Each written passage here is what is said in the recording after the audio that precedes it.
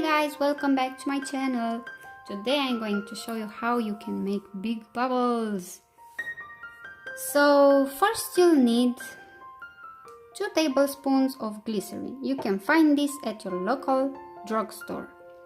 You'll need 4 tablespoons of drinking water. You need 1 teaspoon of sugar, 1 teaspoon of corn flour, 2 tablespoons of dishwashing liquid, and a half of teaspoon of baking powder. Yes, you heard me, it's baking powder. That's really strange, I know, but it works.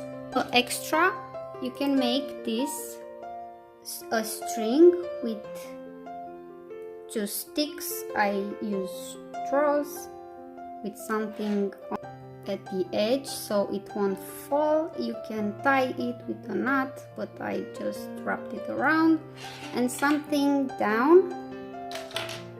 It's like this, something to hold it down. And you can use something like this.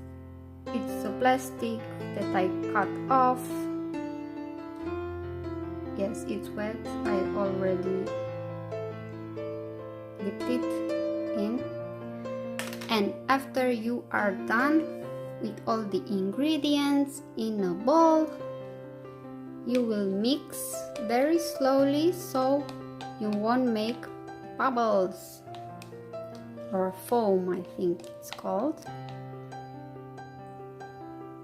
You can see inside that the corn flour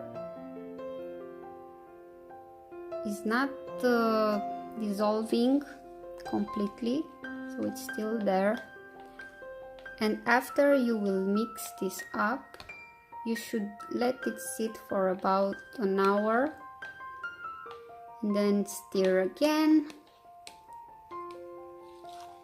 So I think you should let it sit for about 2 hours just to be sure. Now let's try it. Okay, let me try it for the first time. I really hope I won't disappoint you guys.